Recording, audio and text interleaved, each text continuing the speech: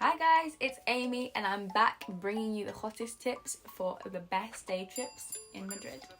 Being in the centre of Spain, Madrid is a city that is absolutely perfect for day trips because technically you could pop on a train from Atocha train station and go anywhere you wanted to, and even get the train to Valencia in an hour and a half.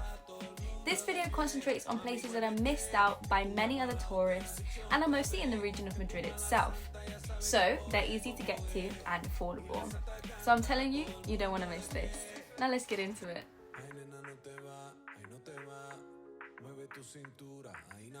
The first is El Escorial, and El Escorial is perfect if you're a fan of history or art, but if you're not, it's still worth the visit as it's a beautiful village in the Sierra de Guadarrama mountain range.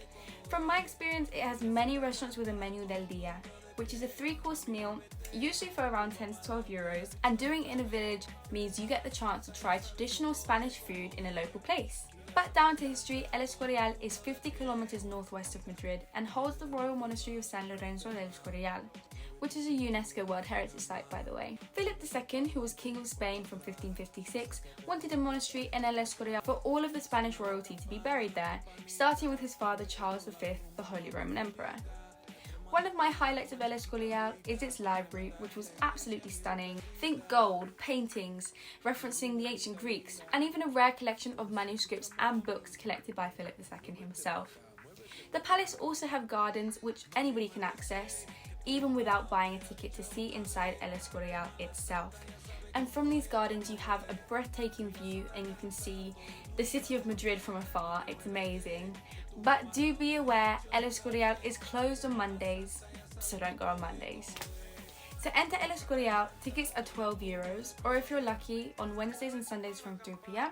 Entrance is absolutely free of charge for the residents of the European Union. How do you get there, I hear you ask? You hop on the Cercanias, the overground, and take the C3 all the way to the last stop, which is El Escorial. Second on the list is Chinchón. Often ranked as the most beautiful town in Madrid, it's Chinchón. It's just a 45-minute bus ride outside of the capital, and it's also perfect for either a day trip or a half-day trip. One of its greatest selling points is its architecture, which originates in the 15th century.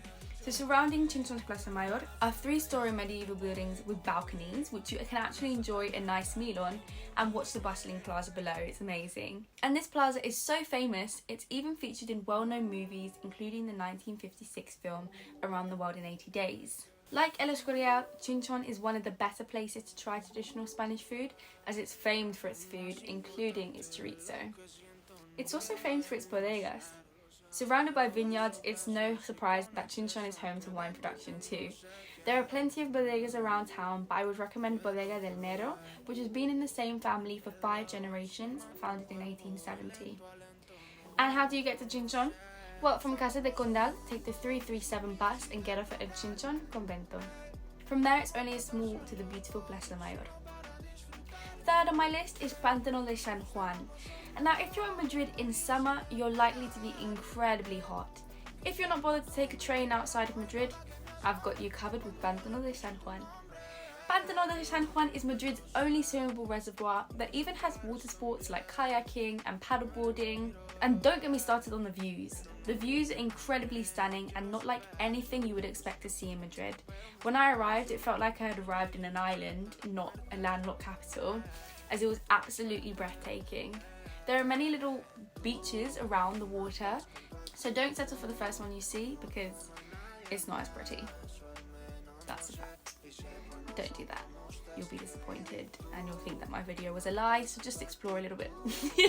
I think the one we went to was called La Playa Artificial, but only after we left we discovered that there were more. So yeah, at least go to La Playa Artificial. I know that one is nicer than the first thing that you see.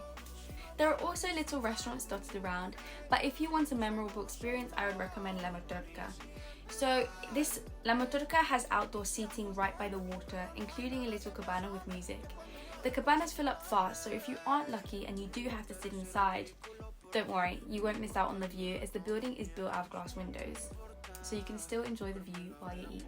Pantano de San Juan is a 1.5-hour bus ride on the 551 from Principe Pio Bus station, and you get off at Avenida Marcial Llorente. Although it's a fairly long trip, as you could technically be in Valencia in the same time, it's really rewarding exploring the lesser known, beautiful parts of Madrid. And more often than not, these smaller and lesser known locations are, to be honest, a once in a lifetime opportunity. You're more likely to have the opportunity to visit those bigger cities like Valencia again. So why not take the opportunity and go and see something that you're more likely than not never gonna see again? Fourth on my list is Toledo, and Toledo is one of Spain's most famous cities, being the capital of Spain before Madrid and was around during the Roman times.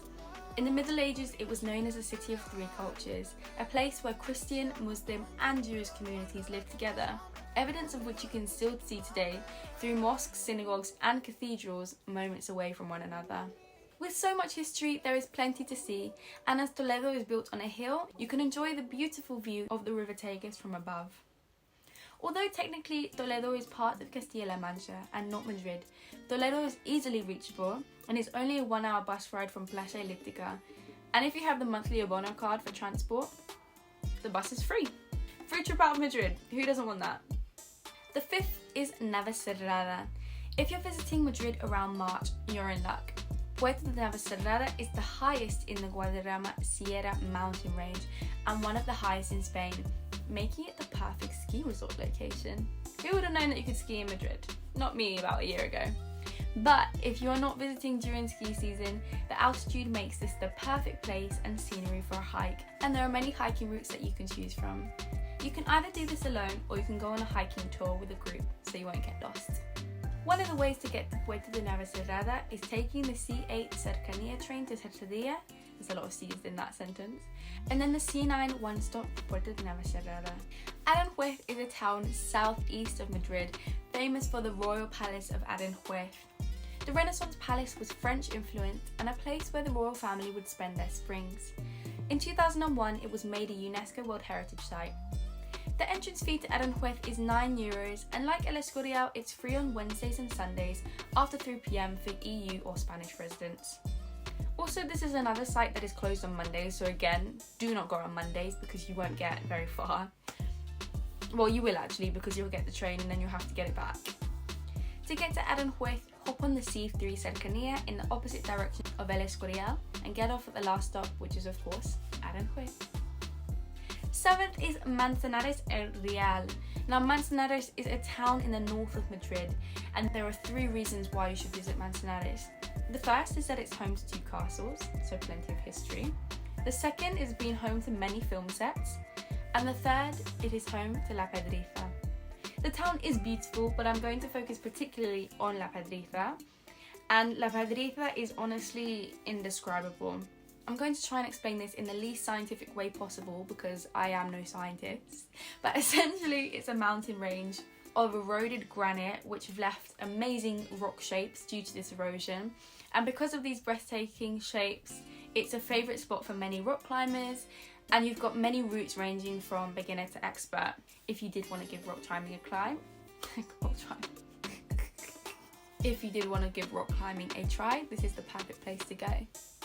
But for us ordinary folk who have never done rock climbing in their life, it's a breathtaking place for a hike and a completely different style of hike to the one you'll find in Navecerrada. There are plenty of hiking groups that you can join online and will even travel together with you from Madrid with an experienced guide, so don't forget to bring appropriate shoes. But if you're going alone or to visit the castle, you take the 724 bus from the bus station, Plaza de Castilla. Do you recommend any other day trips, or have you been to any of the ones I've mentioned? If not, I do hope you at least try one. Either way, let me know in the comments, and I will see you guys in the next video. Bye!